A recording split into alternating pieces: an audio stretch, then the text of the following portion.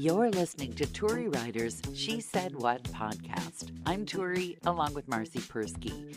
This is part 2 of our first podcast of the new year, which technically makes it the second podcast of the new year, but let's not quibble.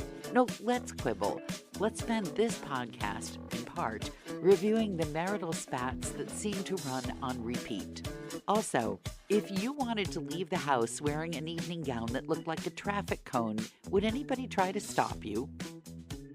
Speaking of really bad, I have never watched before, the Golden Globe Awards. Oh, yeah, I watched the Lions football game last night. Woohoo, we're number one. But go ahead with your Golden Globes. There was a woman, I gather she is a proudly trans person. She was getting an award for something, or up for an award, or her movie was for an award. And I normally don't really care what people wear as dresses, but she was wearing a dress that there's no other way to say this. It looked like a traffic cone. It looked like she was wearing a traffic cone. And then when she made a speech, she gave a Buddhist chant. And I realized that she picked this dress because she thought it resembled a Buddhist monk robe. But really what it looked like traffic cone with a head. Traffic cone. And I just thought, here's the awful thought that I had, which is that my husband would let me walk out of the house in a dress that made me look like I was wearing a traffic cone. He would not stop me. Mine wouldn't either. Yeah, it's terrible that I have a spouse that wouldn't even notice. I could actually wear a traffic cone, and I don't think that he would notice. I really don't. No, I can dye my hair purple, pink, blue, and green, and just make it like a big afro, like from the cartoons. Yeah. And my husband wouldn't notice, or he might notice 3 weeks later.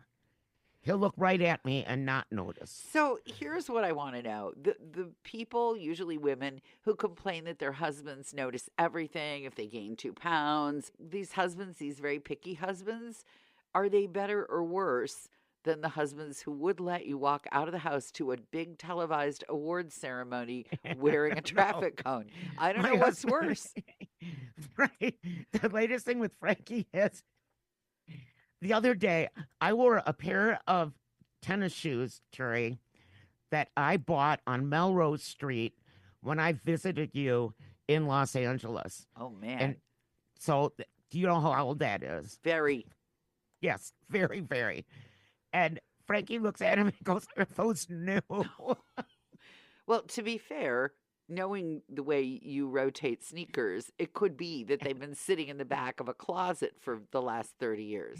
They're starting to flap. Oh. They don't look new at all. I guess. He doesn't notice. He thinks everything is new. But there's stuff that I bought for our honeymoon that I wore in Aruba. And I don't expect him to remember, 19, 18 years ago. But at least, it's not new.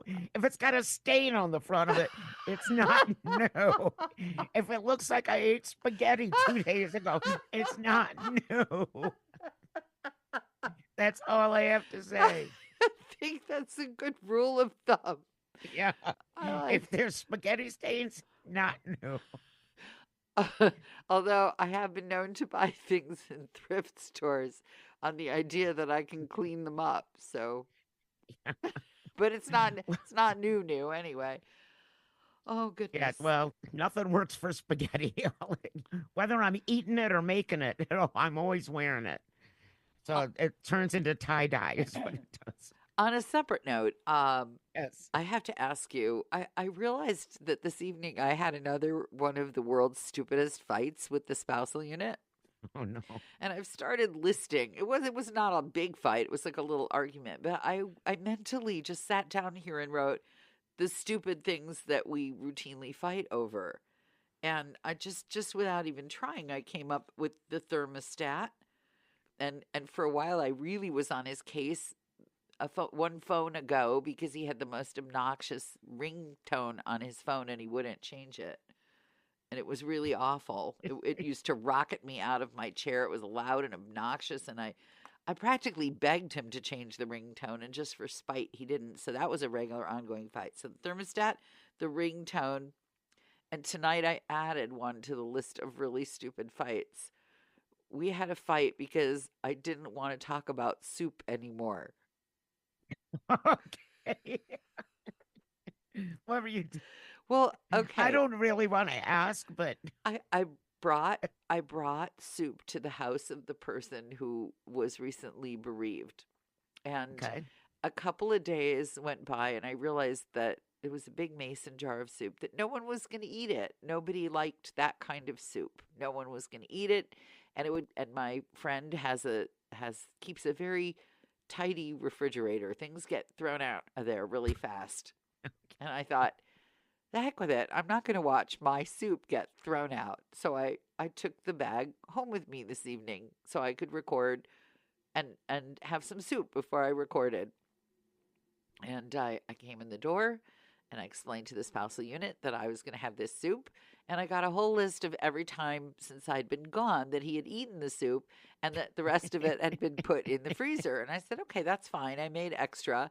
And then he proceeds to tell me that essentially he's sick and tired of the soup. And I say, you don't have to eat the soup. I'm going to eat the soup. You don't have to eat the soup. Can we move on? And then he keeps telling me about how much of this soup he's eaten and he scraped some off the bottom of the pot. And I'm like, I don't want to hear about the soup. Can we just not talk about the soup anymore? And he cannot stop himself, apparently, from completing his thought about all the different times that he ate this soup while I was gone. And I just thought, this has got to be the stupidest argument I have ever had. This is what's gonna eventually end my marriage. I swear to God. How So so? How, my husband, my husband grew up in Chicago. He was a latchkey kid because his mother died when he was really young, uh-huh. and until his father remarried, basically the TV was his babysitter, Okay. and so he can't sleep without noise. Okay. So every night he goes to bed and he turns on the TV, and he sticks the remote over on my side of the bed. And I come in, and it's dark, and don't see the remote, and I have to eventually wake him up and say, "Where's the remote?" Because I want to turn the TV off, and he'll say, "Well, I put it over here." And I'm like, "Why would you put it there when you know I'm coming to bed and it's gonna fly as soon as I move the covers?" And so I started doing it back to him.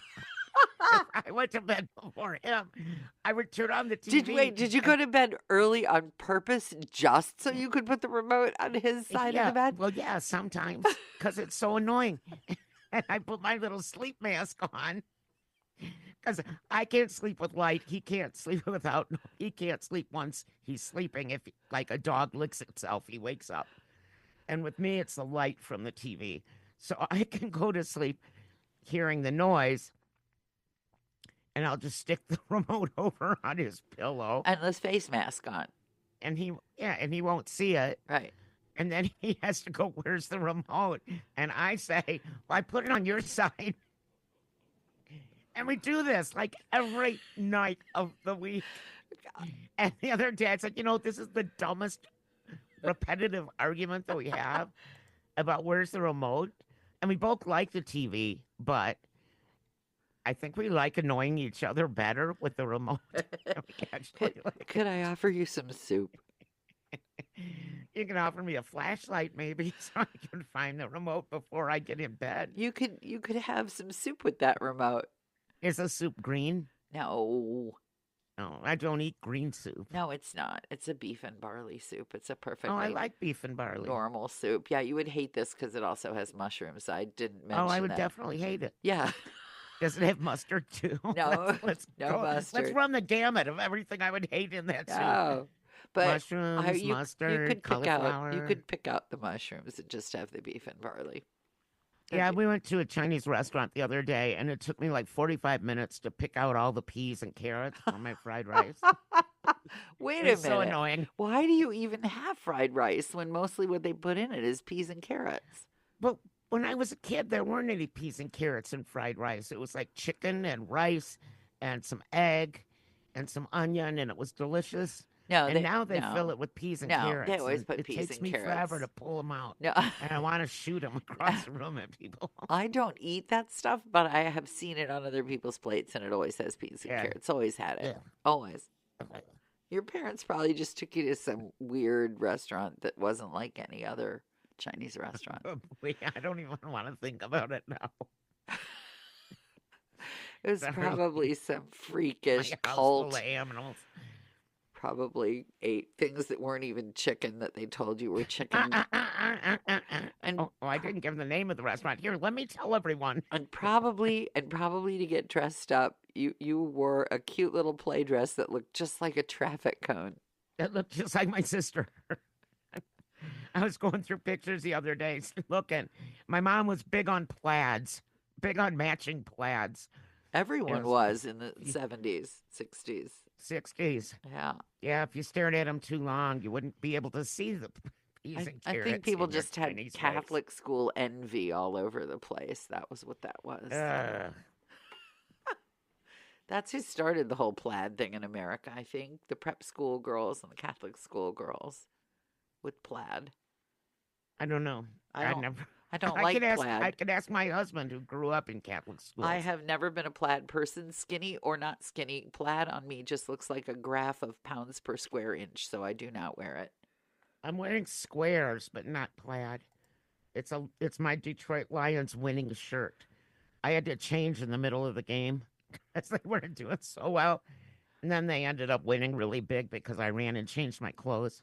So now I know what to wear for the next big game. Are you still putting the baby in that weird thing that makes him look like his head His exploded? Lions hat. What the hell did that look like? A dust sham wow hat. That's what that is. It's a Detroit Put him in Lions the hat. sham wow hat. And Well, my team is rocking for the first time ever. okay. Well, the So pod, yay, they've never been in first place by ever. the time people listen to this podcast, it may be all over, but That would be February. I don't know. Maybe they're not caught up on the podcast. But maybe right now, not. as we record this minute, Marcy's team, her Is- beloved Lions, It's in first place in the National Football Conference. whatever that means, I'm glad for you. I know. I know. You can talk to your husband about it when you're done talking about soup. He'll explain it to you. You know what? I might almost rather talk about the Detroit Lions than about that stupid soup one more time. I mean, I'm begging him, please, can we not talk about the soup anymore? Look, I tell you, like 5 years ago, I bought a bunch of barley because I was going to make beef and barley soup. Yes. And I found that barley in a cabinet. It's along still with the good. hemostats. It's still good. It's 5 years old. Still good. Is it? Yeah. Plus, you can do the little conversation that you have that I was raised to wonder about. Like, if I were in a concentration camp, would I eat this? Oh, there you go. You would. So eat it now. Okay. Eat it now and be glad you're not in a concentration camp. This is how I'm some very people were glad. raised. This is Yes. how some people were raised. And so just be glad you weren't raised like that. So that And you're eat your telling me damn I can barley.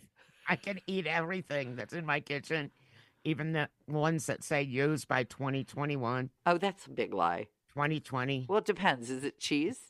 1995. Is it cheese? No, Then you no, can it's eat not it. cheese. If it's not cheese, you can eat it. You can eat anything that isn't cheese. That's my new rule. That's what you're saying. That's what I'm saying. And if you die of domain poisoning, It'll go on my if you tombstone. die Sure, of he said domain it was poisoning, okay, I can only drive myself to your funeral because I don't have heat. but I'll send you the little icy thing. The electric ice melter. Before you die, the quickly. magic. Before the you die. magic Before electric you ice. die, send that. Yep. Yep. Okay, It's before a I eat deal. anything, I will. It's a deal. Thank you. Thanks for listening to Tory Writers' She Said What podcast. We're glad you found us, and I hope you'll find my book, She Said What? A Life on the Air. It's all true, but I've changed the names of the people and the radio stations and a bunch of other stuff because I'd prefer not to get sued. You can find it at your neighborhood independent bookstore or on Amazon.